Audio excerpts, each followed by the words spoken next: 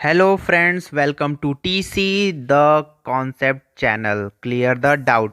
And मैं आप लोगों के लिए एक नया वीडियो लेके आया हूँ। वीडियो स्टार्ट करने से पहले चैनल को लाइक शेयर एंड सब्सक्राइब करना ना भूलें।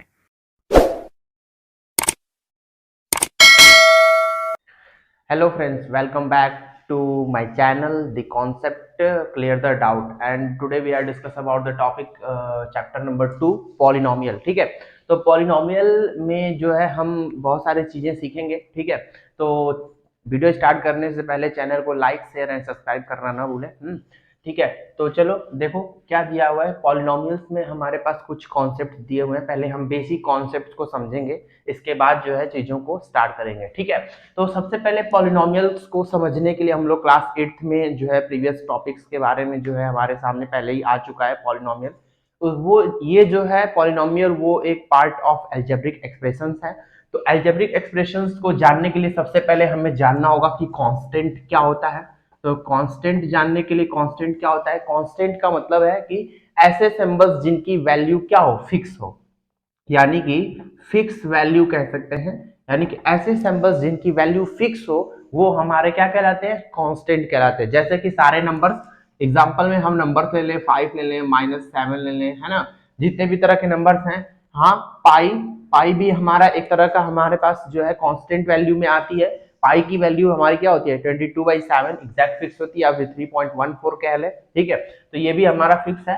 तो कांस्टेंट का मतलब है कि ऐसी वैल्यू जो है फिक्स क्वांटिटी की हो, उसकी वैल्यू जो है वो चेंज ना हो सके, that is called the constant. उसको क्या कहते हैं, कांस्टेंट कहते हैं। ठीक है, इसके बाद हम बात करते हैं वेरिएबल की।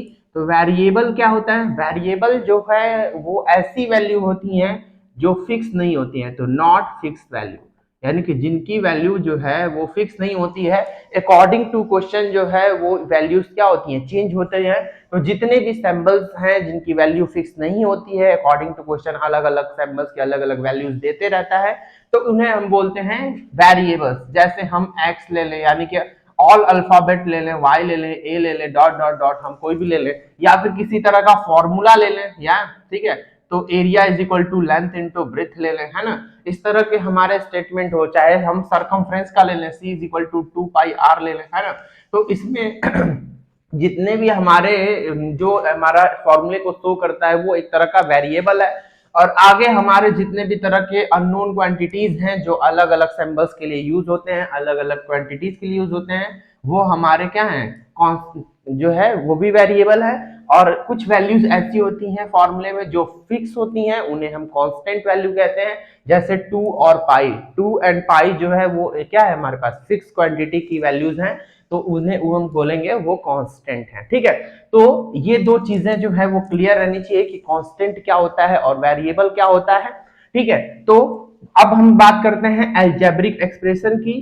तो अलजेब्रिक एक्सप्रेशन जो होता है वो क्या होता है, देखें, एक्सप्रेशन। तो अलजेब्रिक एक्सप्रेशन का मतलब है कि हम कांस्टेंट को और वेरिएबल को दोनों को एक साथ कर दें, यानी कि combination of constant and variable, constant और वेरिएबल को एक साथ कॉम्बिनेशन हम बना दें विद द ऑल, मतलब और विद द हम लोग ऑल जो है बेसिक ऑपरेशंस की बात कर लें। जैसे बेसिक ऑपरेशंस में कितने आ जाएंगे, plus, minus, multiply and divide, इनके साथ भी वो सिंबल्स आ सकते हैं। लेकिन मेन रूप से हमारा क्या है, कांस्टेंट और वेरिएबल्स का कॉम्बिनेशन है। तो इन दोनों के कॉम्बिनेशन से ही हम क्या बना सकते हैं, अलजेब्रिक एक्सप्रेशन बना सकते हैं। जैसे एक एग्जांपल देते हैं, हम कांस्टेंट से 5 को उठा लिए और वेरिएबल से x को उठा लिए, तो 5 एक x जो है वो एक तरह का क्या है, अलजेब्रिक एक्सप्रेशन है। ठीक है, तो ये हमारे पास मेन रूप से अलजेब्रिक एक्सप्रेशंस के बारे में जो है क्लियरिटी होनी चाहिए। अब जो है हम अलजेब्रिक एक्सप्रेशंस के कुछ पार्ट समझ लेते हैं। ये कुछ पार्टों में जो है डिवाइड रहता है। तो देखें कौन कौन से पार्ट हमारे पास हैं। तो सबसे इसको मेन रूप से हम 5 पार्ट्स में डिनोट कर सकते हैं एक तरह से देखें तो देखो क्या क्या चीजें मिल रही हैं। सबसे पहला हमारा होता है मोनोमियल। ठीक है, मोनोमियल क्या होता है, ये जो पार्ट्स हैं वो हमारे टर्म वाइज पार्ट्स डिवाइडेड हैं। हम इसको सीधा सीधा ऐसे भी दिखा सकते हैं। देखो, ये जो है हमारा अलजेब्रिक एक्सप्रेशन वो टर्म वाइज डिवाइडेड है। हम इसे टर्म के वाइज से डिवाइड कर लेंगे। ठीक है। और टर्म कब बनते हैं, जब हमारे पास प्लस और माइनस के साथ दो सैंपल्स के साथ कोई भी जुड़ के हमारे एक्सप्रेशंस आते हैं तो हमारे टर्म बन जाते हैं। ठीक है, जैसे 5x प्लस के साथ हम अगर जोड़ दें 2 जोड़ दें, चाहे 2y जोड़ दें, तो ये दो अलग अलग टर्म्स हो गए। माइनस के साथ भी अगर हम इसको कंटिन्यू करते हैं तभी भी ये दो अलग अलग टर्म्स है। लेकिन अगर मल्टीप्लाई के साथ करते हैं तो ये दो अलग अलग टर्म्स नहीं है, सिंगल टर्म है, ध्यान देंगे। और अगर डिवाइड के साथ करते हैं तभी भी ये दो अलग अलग टर्म्स नहीं है, वो सिंगल टर्म्स को ही डिनोट करता है। तो इस बात को विशेष ध्यान देंगे। तो सिर्फ और सिर्फ प्लस और माइनस का ही केस ऐसा हो सकता है जिसमें दो अलग अलग टर्म्स में वो काउंट होगा। तो चले टर्म वाइज में सबसे पहले देखते हैं, मोनोमियल आता है। तो मोनोमियल क्या है भाई, मोनोमियल, मोनोमियल्स का मतलब है कि जिसमें सिर्फ वन टर्म हो। क्या हो, कितने टर्म्स हो, सिर्फ एक टर्म्स हो। जैसे हम लोग ले लें 2 या फिर 2x ले लें, -5y ले लें, यानी कि जितने भी कुछ भी अगर ऐसे डिजिट 5y² z ले लो, उससे कोई फर्क नहीं पड़ता है, ये सिंगल टर्म ही डिनोट किया जाएगा, है ना। तो इस ऐसे सारे एक्सप्रेशन जिसमें सिर्फ वन टर्म हो वो कहलाते हैं मोनोमियल्स। दूसरा होता है बाइनोमियल। बाइनोमियल्स क्या होते हैं, binomials having two terms, expression जो होते हैं जिनमें दो टर्म्स इंक्लूडेड हो, जैसे x प्लस 2 ले लें, है ना, x² प्लस y ले लें, है ना। ऐसे जितने भी हमारे टर्म्स होंगे जो दो टर्म्स के साथ कंटिन्यू करेंगे एक्सप्रेशन, उनको हम बोलेंगे बाइनोमियल। तीसरा हमारा टर्म आता है ट्राइनोमियल। ट्राइनोमियल्स क्या होते हैं, trinomials having three terms. Trinomials के कितने टर्म्स होते हैं, तीन टर्म्स उसमें इंक्लूडेड होते हैं। जैसे हम ले लें x plus y plus z, तीन अलग अलग टर्म्स ले लें, या फिर 2x ले लें प्लस 2x² ले लें प्लस 3x ले लें प्लस 4y ले लें, ऐसे करके कोई भी तीन टर्म्स हम अगर लेते हैं तो वो ट्राइनोमियल्स कहलाता है। अगला जो होता है वो होता है क्वाड्रिनोमियल। ठीक है, क्वाड्रिनोमियल्स क्या होते हैं, एक्सप्रेशन हैविंग फोर टर्म्स, जिसमें चार टर्म्स होते हैं वो हमारे होते हैं क्वाड्रिनोमियल। क्वाड्रिनोमियल में हम x plus y plus z plus a ले लेते हैं, है ना। इसमें जितने भी टर्म्स होंगे प्लस या माइनस, यहाँ पे माइनस भी हो सकता है, ऐसा कुछ जरूरी नहीं है कि प्लस ही रहेगा, है ना। तो ये सारे हमारे चार टर्म्स में डिवाइडेड होते हैं। तो ऐसे एक्सप्रेशन जो फोर टर्म्स कंटेन करते हैं वो क्या कहलाते हैं, क्वाड्रिनोमियल कहलाते हैं। अगला हमारा कॉन्सेप्ट इसका आता है पॉलिनोमियल का। ठीक है, यहीं पे बात हुई थी पॉलिनोमियल्स की।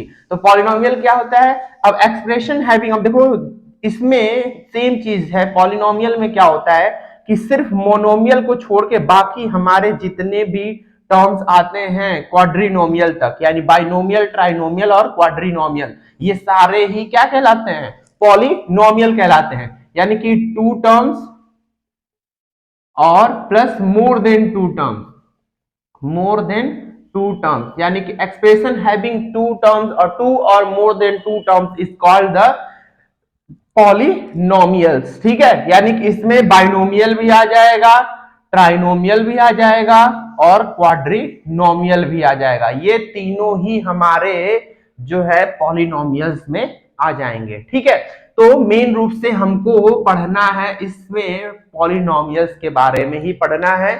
तो पॉलिनोमियल के कॉन्सेप्ट को बिल्कुल ध्यान से हम लोग देखेंगे कि क्या दिया है और कैसे दिया है। तो ये सारे concept about the algebraic expressions जो है वो क्लियर होने चाहिए। क्लियर। नेक्स्ट हमारा जो कॉन्सेप्ट जो पॉलिनोमियल है, वो पॉलिनोमियल में कुछ चीजों का ध्यान देना रहता है। वो क्या चीजें हैं उसको हम लोग देख लेते हैं, है ना। तो देखो क्या है, पॉलिनोमियल्स को हम सिंपली एक्सप्रेस करें तो हम इसे a0 plus a1x plus a2x² plus a3x dot dot dot an x to the power n के फॉर्मेट में हम इसे शो कर सकते हैं। ठीक है, ये जो है हमारे जहां पे a जो है a0, ठीक है, a0 a1, ठीक है, a2, ये डॉट डॉट, ये सारे जो है वो रियल नंबर्स होने चाहिए। ये सारे क्या है, रियल नंबर्स हैं। और जैसा कि हम देखें x जो है वो x हमारा एक तरह का वेरिएबल्स है।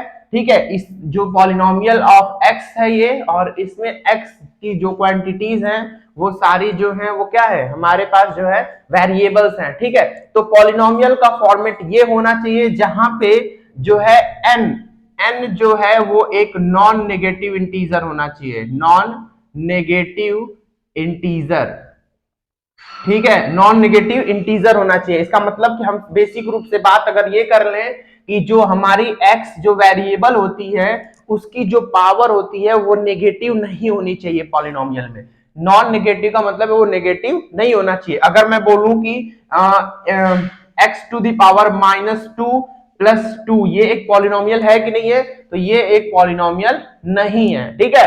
तो और इसमें नॉन नेगेटिव भी होना चाहिए और जो है हमारे पास फ्रैक्शनल भी नहीं होनी चाहिए, यानी कि x टू द पावर अगर 1/2 कह लें या फिर इसे √2 कह लें, √x कह लें, तो ये भी हमारा पॉलिनोमियल में शामिल नहीं होगा, ठीक है। तो इस बात का विशेष ध्यान देंगे। तो हमेशा n जो होता है वो एक होल नंबर ही होना चाहिए, इस बात का विशेष ध्यान देंगे।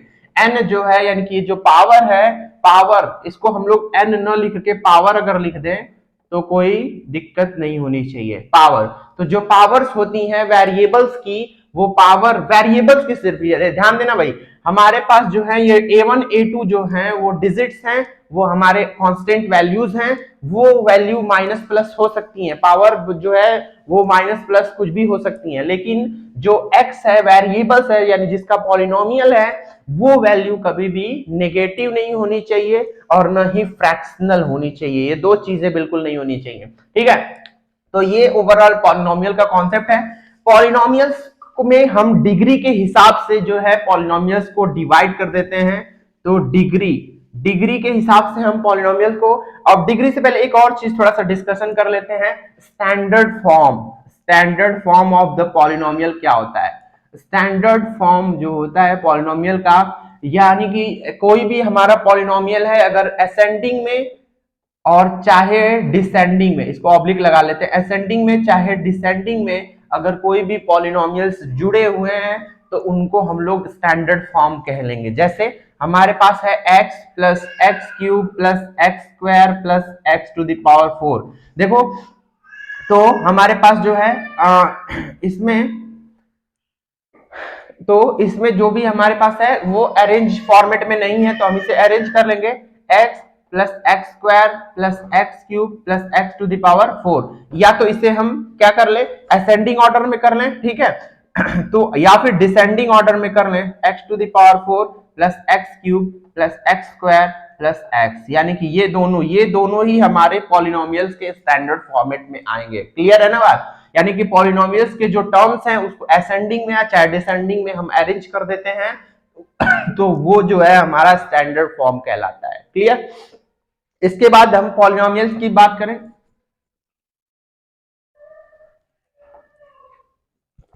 इसके बाद पॉलिनोमियल्स की बात करें तो पॉलिनोमियल को डिग्री के हिसाब से कुछ पार्ट्स में डिवाइड कर दिया जाता है। शांत कराओ जी उसको।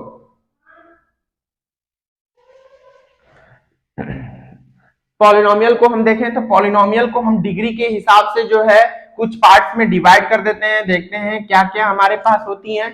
सबसे पहले हम लीनियर पॉलिनोमियल की बात करते हैं। तो लीनियर जो है, लीनियर पॉलिनोमियल हमारा जो है उसमें कितनी डिग्री होती है, जिसकी डिग्री 1 हो।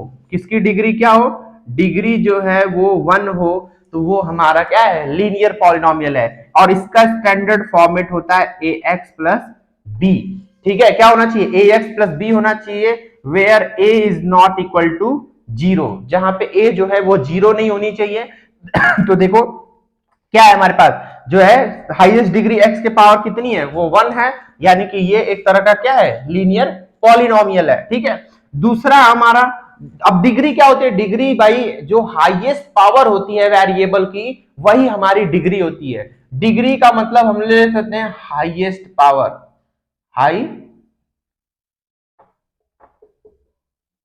हाईएस्ट पावर, हाईएस्ट पावर जो होती है वही हमारी डिग्री होती है। ठीक है, हम लोग ध्यान देंगे किसकी, भाई वेरिएबल की, ध्यान देंगे वेरिएबल की, इस बात का भी विशेष ध्यान देंगे। वेरिएबल की जो सबसे हाईएस्ट पावर होती है वही डिग्री होती है। तो देखो यहाँ पे x है वेरिएबल, इसकी सबसे हाईएस्ट पावर क्या है, वो 1 है, तो ये हमारा ax प्लस b जो है वो क्या है, लीनियर पॉलिनोमियल है। दूसरा हमारा आता है क्वाड्रेटिक पॉलिनोमियल।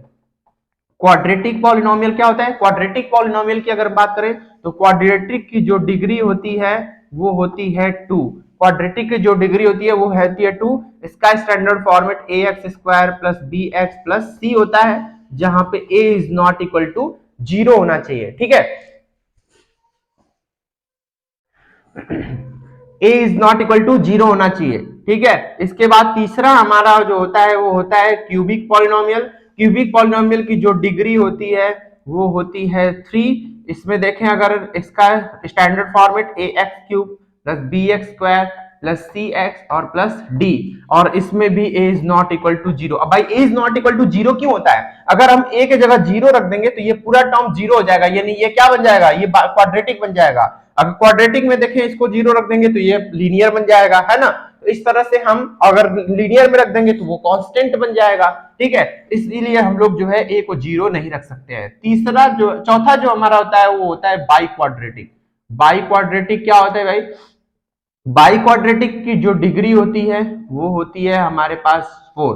बाई क्वाड्रेटिक की जो डिग्री होती है वो कितनी होती है? 4 होती है। तो देखें a x to the power 4 plus b x to the cube plus c x square plus d x और प्लस ई, ये जो है, और a is not equal to 0। तो ये हमारे जो है मेन रूप से डिग्री के हिसाब से पॉलिनोमियल्स के जो है वो पार्ट होते हैं। इनमें हमको जो है चीजों को पढ़ना है कि क्या है, कैसे किसी तरह का एक्सप्रेशन हमारे सामने आ सकता है। तो हमारा जो कॉन्सेप्ट है वो एकदम बिल्कुल क्लियर होना चाहिए कि हमको जो है ये किस तरह का पॉलिनोमियल है और किस तरह से इसका सॉल्यूशन होगा। क्लियर है? तो ये हमारे मेन रूप से बेसिक पार्ट्स हैं। इसके बाद कुछ इस चीजें इसमें और इंक्लूड होती हैं, जैसे डिग्री तो हमने जान लिया। डिग्री के बाद हम जो है एक चीज और एग्जांपल्स कुछ डिग्री के देख लेते हैं। डिग्री के एग्जांपल्स में जैसे मैं कोई एक्सप्रेशन दे दूं 4x to the power 5 plus 3x to the power 6 plus 7x square plus 8। अगर मैं बोलूं कि इसमें डिग्री कितनी है, तो देखो सारे वेरिएबल्स में जो सबसे हाईएस्ट पावर किसकी है वो x टू द पावर 6 की है, तो इसकी जो डिग्री होगी वो कितनी हो जाएगी? 6 हो जाएगी। क्लियर है ना? डिग्री बस नॉर्मली हम जो हाईएस्ट पावर होती है उसी को देख के हम लोग जो है सॉर्ट आउट कर सकते हैं उसको कि क्या होगा डिग्री। ठीक है, इसके बाद इसमें अगला जो कॉन्सेप्ट आता है वो कोफिशिएंट का आता है। क्या आता है भाई? कोफिशिएंट। कोफिशिएंट क्या होता है? तो कोफिशिएंट की अगर हम बात करें तो कोफिशिएंट का मतलब है कि फैक्टर, यानी कि कोई भी अगर डिजिट, जैसे मैं इसी एक्सप्रेशन की अगर बात करूं तो इस एक्सप्रेशन में मैं बोलूं कि एक्स स्क्वायर का कोफिशिएंट क्या है, तो एक्स स्क्वायर का जो कोफिशिएंट है तो एक्स का मल्टीपल क्या है? 7 है। तो 7 जो है वो एक्स स्क्वायर का क्या हो जाएगा? कोफिशिएंट हो जाएगा। x टू द पावर 6 का कोफिशिएंट अगर मैं पूछूं तो क्या हो जाएगा? x टू द पावर 6 का हो जाएगा, अगर ये माइनस है यहाँ पे तो -3 हो जाएगा। ठीक है, वैसे ही same x to the power 5 का अगर कोफिशिएंट मैं पूछूं तो 4 हो जाएगा, है ना। तो इस तरह से कोफिशिएंट का मतलब है कि वो उसका फैक्टर होना चाहिए। ठीक है, बाकी किसी और को नहीं लेंगे हम लोग, प्लस और माइनस के बाद के किसी डिजिट को नहीं लेंगे, सेम उसी टर्म्स का ही फैक्टर होना चाहिए। फैक्टर का मतलब है कि सेम उसी टर्म से ही बिलोंग करेगा। ठीक है, तो सेम उसी टर्म से ही होना चाहिए। तो ये हमारा जो है ओवरऑल पॉलिनोमियल का बेसिक कॉन्सेप्ट हमारे पास है। ठीक है, अगला जो है हमारे पास, अगला जो है पॉलिनोमियल का दो और पार्ट अलग से दे रखे हैं। तो पॉलिनोमियल को हम लोग एक और दो पार्ट्स के बारे में जान लेते हैं। एक तो होता है कांस्टेंट पॉलिनोमियल और दूसरा हमारे पास होता है जीरो पॉलिनोमियल। ठीक है, कांस्टेंट पॉलिनोमियल और जीरो पॉलिनोमियल।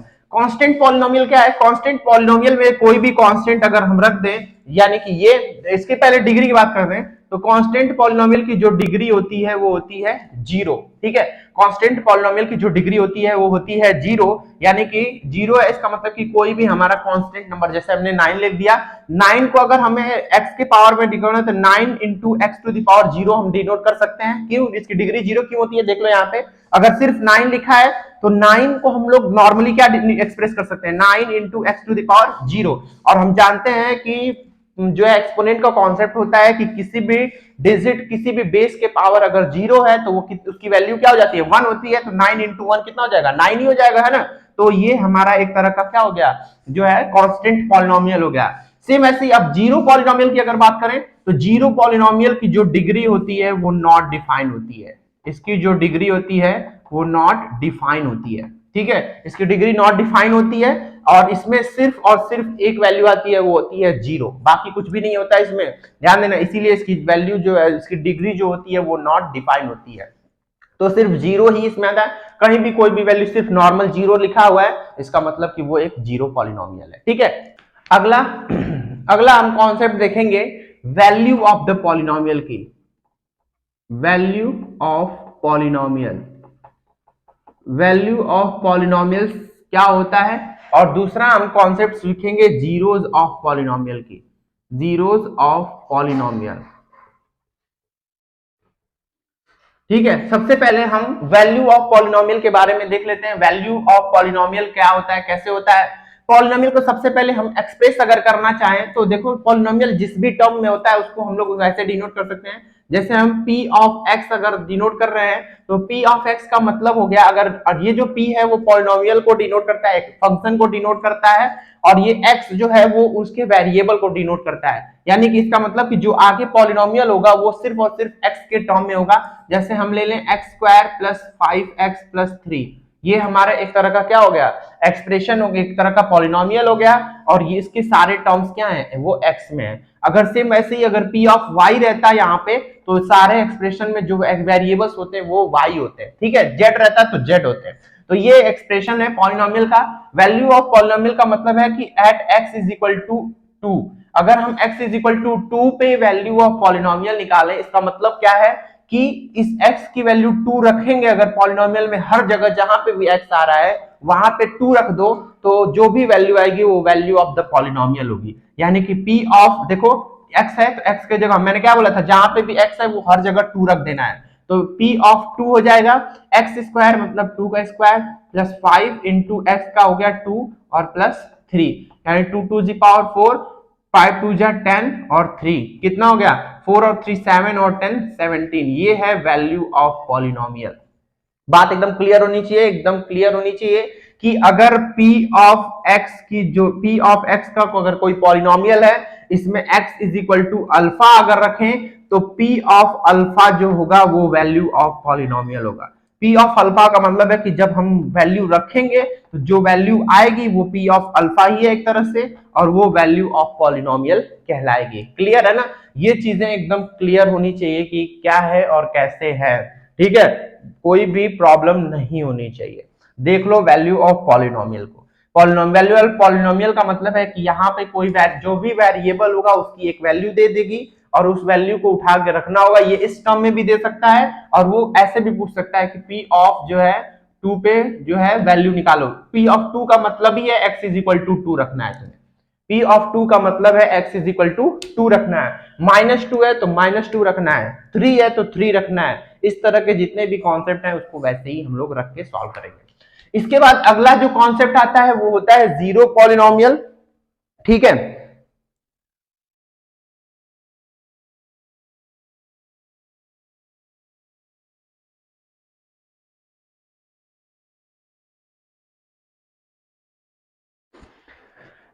नेक्स्ट कॉन्सेप्ट है हमारे पास जीरो पॉलिनोमियल। जीरो पॉलिनोमियल का मतलब है अगर मैं p ऑफ x में कोई एक्सप्रेशन रखूं x प्लस 2, ठीक है, जैसे मैंने p ऑफ x में x प्लस 2 रख दिया। जीरोस जो है वो एक तरह का वर्ड है, इस चीज को हम लोग ध्यान देंगे। तो जीरोस क्या डिनोट करता है, तो सेम यही चीज है लेकिन थोड़ी सी चीजें चेंज रहेंगी। क्या है देखो, तो p ऑफ हम रख लेते हैं -2। अब इसने जैसे ही बोल दिया कि p ऑफ 2 जो है वो जीरो ऑफ पॉलिनोमियल है, मैं बोल दिया इसने कि जीरो ऑफ पॉलिनोमियल है। देखो यहाँ पे बोला था कि इस पे इसका फैक्टर निकाल, इस पे इसकी वैल्यू निकालनी है, लेकिन यहाँ पे p ऑफ 2 बोल रहा है कि x इज इक्वल टू जो है वो -2 जो है वो जीरो ऑफ पॉलिनोमियल है।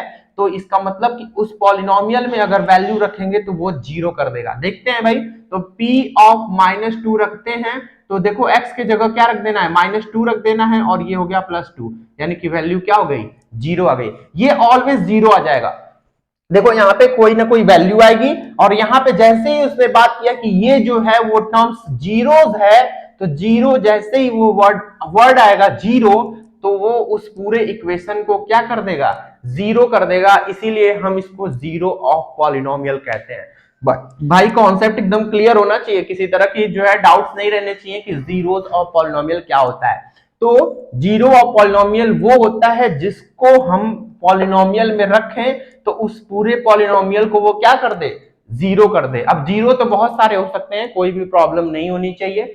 ठीक है, तो ये जीरो ऑफ पॉलिनोमियल होते हैं। ठीक है, इसमें मेन रूप से देखो दो कॉन्सेप्ट हमारे पास दे रखे हैं। एक हमारा पॉलिनोमियल में R to the R of minus one पे वैल्यू निकालनी है, और दूसरा हमारा P of minus one zero दिया हुआ है, तो इसे हमें प्रूव करना है। वैल्यू देखो, वैल्यू निकाली जाती है और इसकी वैल्यू प्रूफ की जाती है। ठीक है, ध्यान देंगे जीरोस में और वैल्यूज में अंतर यही है। तो देखो क्या करना है, आर ऑफ माइनस वन में देखते हैं वैल्यूज कैसे निकलती है। देखो सेम एग्जांपल्स कुछ समझ लेते हैं कैसे, ये भी एक तरह का अलग से एग्जांपल्स है ना। तो आर ऑफ हमें क्या रख देना है, माइनस वन रख देना है, यानी कि जहां पे भी एक्स है, आर ऑफ माइनस वन अगर नहीं समझ में आता है तो तुम इसको x is equal to minus one कर सकते हो, कोई दिक्कत नहीं है। तो एक्स के जहां पे भी एक्स रहेगा वहां माइनस वन रख देंगे। देखो एक्स है तो माइनस वन रख दिया मैंने, 5 इंटू माइनस वन रख दिया, minus four into minus one का स्क्वायर रख दिया और प्लस थ्री रख दिया।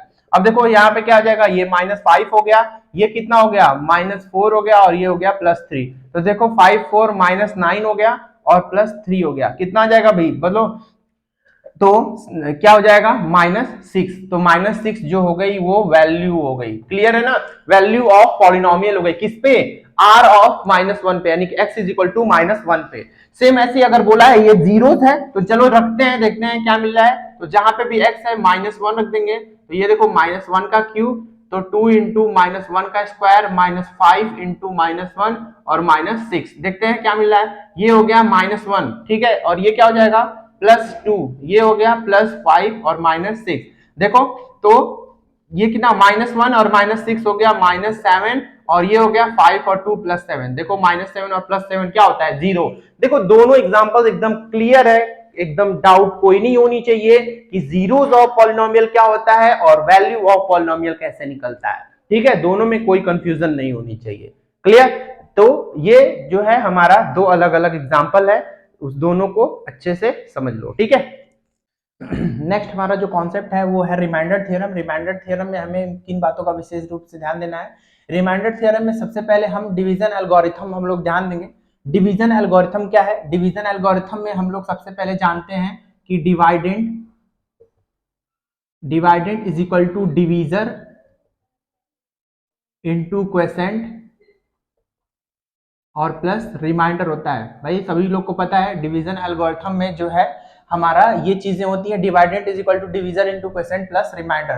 तो सीधा सीधा हम सबसे पहले क्या कर लेते हैं कि एक चीज समझ लेते हैं यहाँ पे। सबसे पहले एक डिवाइडेशन मेथड से हम लोग को रिमाइंडर निकालने का प्रोसेस जो है, दो तरीके से हमको रिमाइंडर निकालने का प्रोसेस है। एक तो डिवीजन मेथड से जो डायरेक्टली डिवाइड कर देते हैं। डायरेक्टली कैसे डिवाइड होता है भाई, x प्लस टू है तो हमें क्या करना है, फर्स्ट डिजिट को बराबर करना है। हम कितने टाइम्स लेके चले जाते हैं, एक्स स्क्वायर के टाइम्स लेके चले जाते हैं। तो ये क्या हो जाएगा भाई, एक्स क्यूब हो जाएगा और ये हो जाएगा प्लस टू एक्स स्क्वायर हो जाएगा।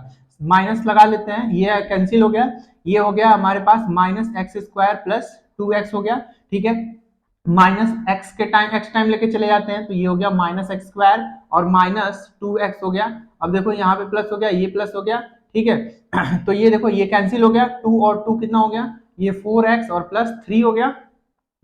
तो फिर क्या लेके चले जाते हैं, प्लस हम लेके चले जाते हैं, प्लस फोर टाइम्स लेके जाते हैं। तो देखो ये हो जाएगा फोर एक्स और प्लस फोर टू जा एट। ठीक है, सिंबल्स चेंज कर देते हैं, ये कैंसिल हो गया, ये हो गया माइनस फाइव, ये हो गया तुम्हारा रिमाइंडर। ठीक है, अब देखो इस चीज की अगर हम बात करें तो देखो जब भी हमारा जो रिमाइंडर होता है इसकी जो डिग्री होती है, देखो जरा ध्यान से, हम डिग्री क्या जानते हैं, डिग्री हमने प्रीवियस टॉपिक में पढ़ रखा है कि जो सबसे हाईएस्ट पावर होती है वही हमारी क्या होती है, डिग्री होती है ना। तो देखो एक्स हमेशा जो डिवीजर से जो रिमाइंडर की डिग्री होगी वो ऑलवेज लेस होगी।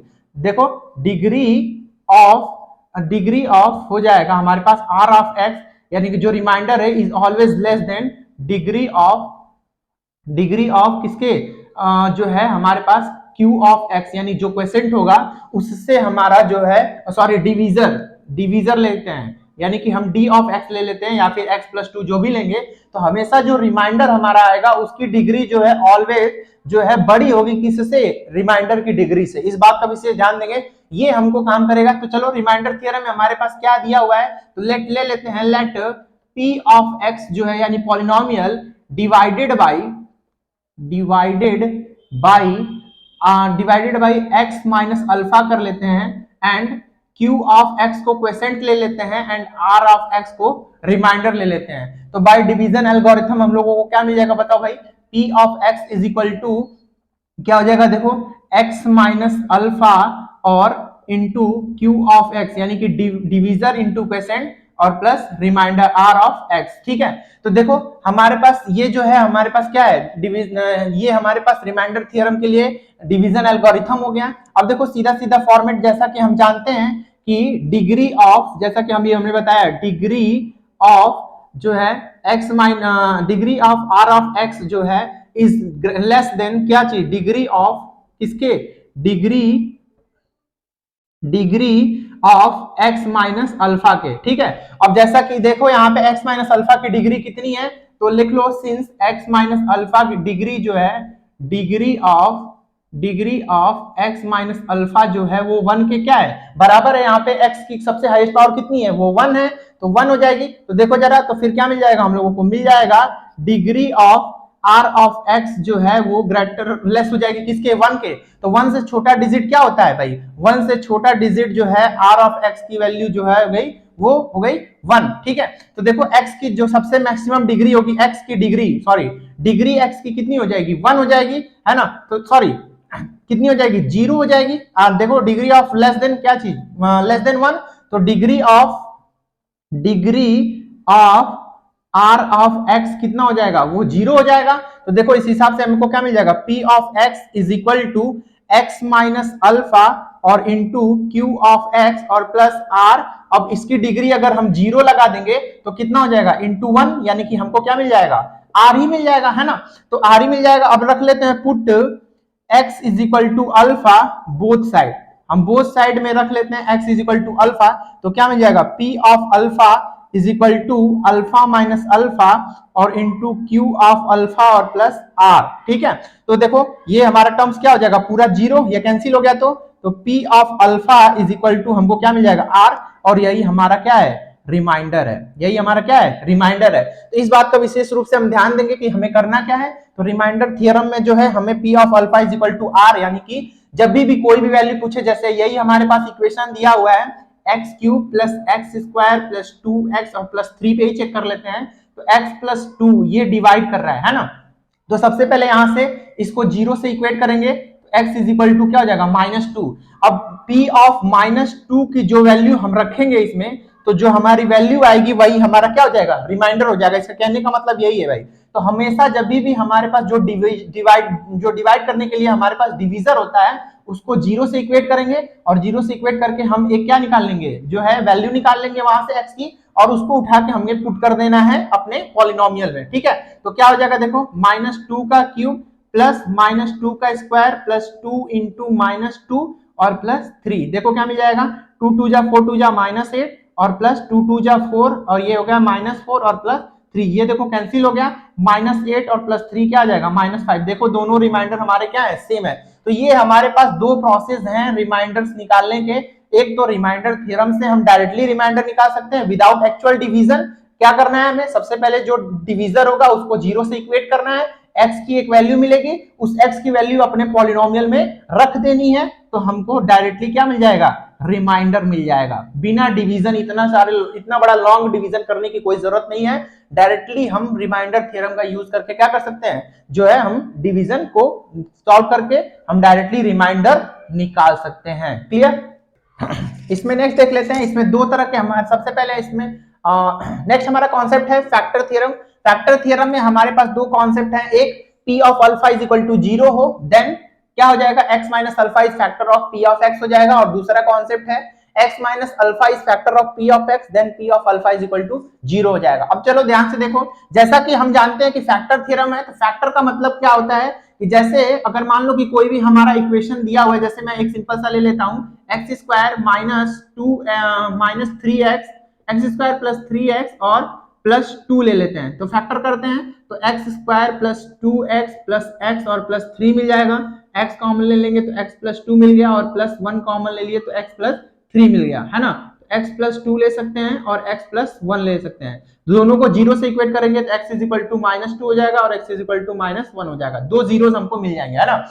अब देखो ये दोनों जो है हमारे पास फैक्टर्स हैं, अगर हम x प्लस 2 से इसको डिवाइड करें तो ये पूरी तरह से डिवाइड हो जाएगा, कोई भी रिमाइंडर नहीं बचेगा। और इससे भी अगर डिवाइड करें तो ये भी एक फैक्टर है, और इससे भी हमारा कोई भी रिमाइंडर नहीं बचेगा। फैक्टर का मतलब है कि उस डिजिट को डिवाइड करें तो किसी तरह का कोई रिमाइंडर नहीं बचे, यही हमको इसमें देना है। तो देखो जैसे कि हम बनाए सेम वैसे ही p of x is equal to x minus alpha से डिवाइड किए, क्यू ऑफ एक्स क्वेसेंट मिला, और प्लस इसमें रिमाइंडर है नहीं तो रिमाइंडर लिखने की जरूरत ही नहीं है, क्योंकि फैक्टर जब है तो फैक्टर पूरी तरह से एग्जैक्टली डिवाइड कर देता है। जैसे एक सिंपल सी डिजिट की बात करें तो 10 के दो फैक्टर है, मान लो 2 और 5, तो 2 से भी एग्जैक्टली डिवाइड हो जाएगा और 5 से भी एग्जैक्टली डिवाइड हो जाएगा, किसी तरह का कोई रिमाइंडर नहीं बचेगा। तो इसलिए इसमें आर ऑफ एक्स रखने की जरूरत ही नहीं है। अब देखो जरा, अब same P of alpha is equal to 0, अब हमें अगर P ऑफ अल्फा 0 रखना है तो क्या हो जाएगा। अब देखो P of alpha is equal to, अब अल्फा हमने रखा तो देखो अल्फा माइनस अल्फा और इंटू क्यू ऑफ एक्स हो जाएगा, तो देखो ये पूरा कट गया,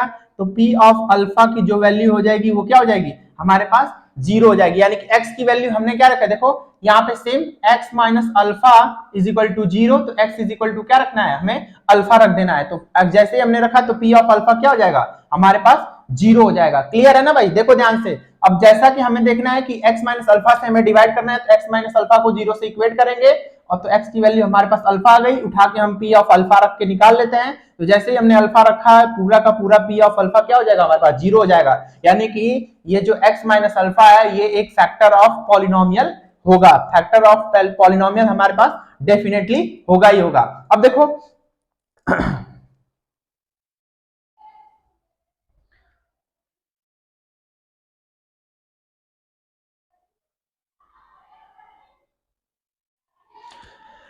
नेक्स्ट दूसरा हमारा x माइनस अल्फा, आप देखो सेम ऐसे ही अगर सेकेंड केस के लिए हम देखें तो P of alpha P of x is equal to हमारे पास है x माइनस अल्फा और इंटू क्यू ऑफ x। हम लोग पुट कर लेते हैं, put x is equal to alpha in both side, हम बोथ साइड दोनों साइड में पुट कर लेते हैं, तो P ऑफ अल्फा मिल जाएगा इज इक्वल टू, ये क्या हो जाएगा देखो अल्फा माइनस अल्फा और इंटू क्यू ऑफ एक्स हो जाएगा। ठीक है, तो देखो हमारे पास जो P ऑफ अल्फा मिल गया उस हिसाब से हमारे पास क्या हो जाएगा, ये पूरा का पूरा टर्म फिर 0 हो गया। तो इस दोनों कंडीशन के हिसाब से जब भी हम रखें, चाहे हम उसे x माइनस अल्फा से डिवाइड करें तो फैक्टर बोलें, या फिर हम जो है बोल सकते हैं कि P ऑफ अल्फा जो 0 होगा तो उस केस में ये फैक्टर होगा। तो दोनों ही केस हमारे पास ऑलवेज फॉलो करेंगे। तो सीधा सीधा बस कॉन्सेप्ट इसमें ध्यान क्या देना है, ध्यान ये देना है कि जो हमारे जो डिवीजर होगा उस डिवीजर को पहले 0 से इक्वेट करेंगे, और इक्वेट करने के बाद x की एक वैल्यू निकलेगी, जैसे यहाँ पे निकली x is equal to alpha, उस अल्फा को उठा के ले जाके हमें इक्वेशन में पुट कर देना है, और पुट करके हम वैल्यू क्या कर सकते हैं, निकाल सकते हैं। क्लियर है भाई।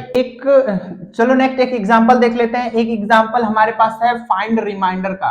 ठीक है, फाइंड हमें रिमाइंडर निकालना है। तो जैसा कि हमने बताया कि सबसे पहले जो डिवाइड, देखो ये बोल रहा है कि पॉलिनोमियल को इस नंबर से डिवाइड किया गया, तो बताओ रिमाइंडर क्या है। तो एक तो प्रोसेस है हमारे पास डिवीजन मेथड से रिमाइंडर निकाल लें, जो कि प्रोसेस हम लोग मैं बता चुका हूं, और एक हम रिमाइंडर थ्योरम से डायरेक्टली निकालते हैं। यहाँ पे देख लेते हैं कि क्या हो रहा है। तो सबसे पहले हम रिमाइंडर से निकालने के लिए सबसे पहले जो डिवीजर होगा उस डिवीजर को हम लोग 0 से इक्वेट कर देंगे, तो x minus 2 is equal to क्या हो जाएगा 0 हो जाएगा, तो x की वैल्यू क्या हो जाएगी 2। अब x की वैल्यू 2 है तो हमें p ऑफ 2 जो निकालना है यही हमारा क्या हो जाएगा, रिमाइंडर हो जाएगा। तो चलो हम लोग देख लेते हैं p ऑफ 2 कितना आ रहा है। तो p of 2 is equal to, अब रख दो 2, तो 2 के पावर 4 प्लस 2 इंटू 2 के पावर 3 माइनस 3 इंटू 2 के पावर 2 और प्लस 2 और माइनस 1।